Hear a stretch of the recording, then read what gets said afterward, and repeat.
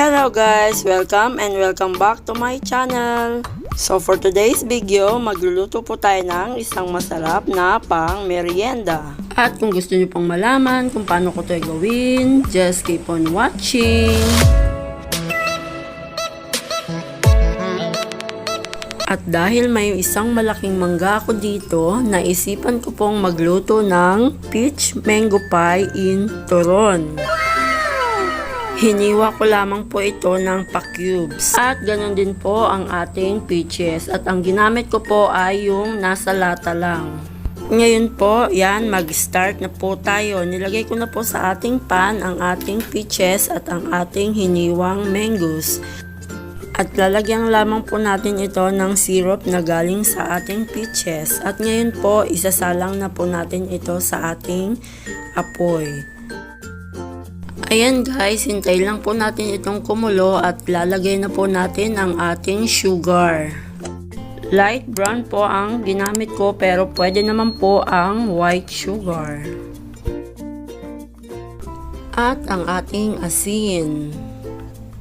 Ayan, haluin lang po natin at hintayin po nating maging mushy. Dahan-dahan lang po ang paghahalo para maiwasan nating masyadong madurog ang ating palaman. Mas masarap po kasi ang may nakakagat sa pang mangga at saka peaches. And kapag medyo mushy na, ilagay na po natin ang ating tinunaw na cornstarch or slurry. And then, haluin natin itong mabuti at lutuin ng konti pang minuto para maluto ang ating cornstarch.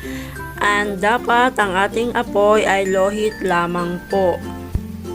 Ayan, at luto na po ang ating palaman. At ngayon po, iset aside lamang po natin ito. At habang pinapalamig ko naman po ang ating palaman, prepare ko naman po ang ating lumpia wrapper. Gumamit po ako dito ng square, pero pwede naman po yung bilog. Wala nga lang po akong mabili dito sa lugar ko ngayon. Ayan guys, mag-start na po tayong magbalot ng ating peach mango sa ating lumpia wrapper. At dahil ako lang po ang kakain nito, tansyahan lang po ang aking ginawa. Pero kung gagawin nyo po itong pang negosyo, mas mainam po na gumamit po tayo ng panukat.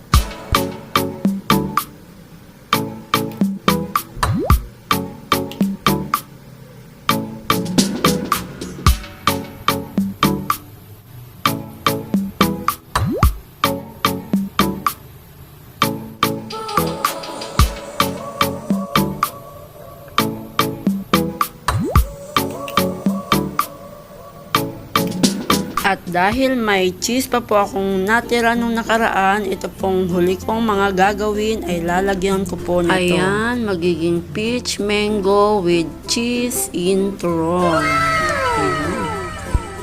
Same procedure lang po ulit tayo.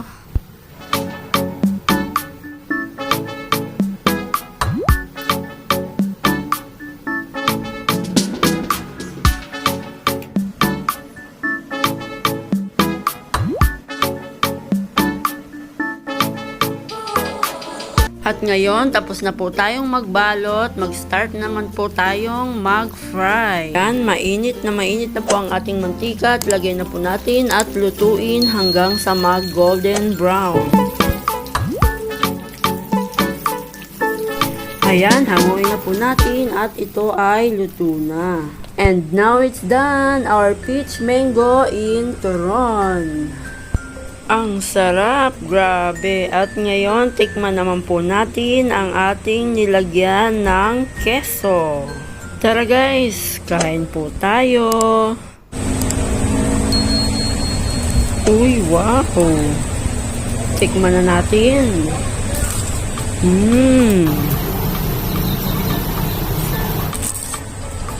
Ay, grabe panalo. Nag-complement po ang ating cheese sa tamis ng ating palaman. Sarap. At pasensya na po pala mga mami. Maingay po ang ating mga kapitbahay sa labas. And thank you for watching guys. And again, kung hindi pa kayo nakasubscribe, please subscribe, like and share, and click the notification bell para updated po kayo sa lahat ng i-upload kong video. God bless po. Bye-bye!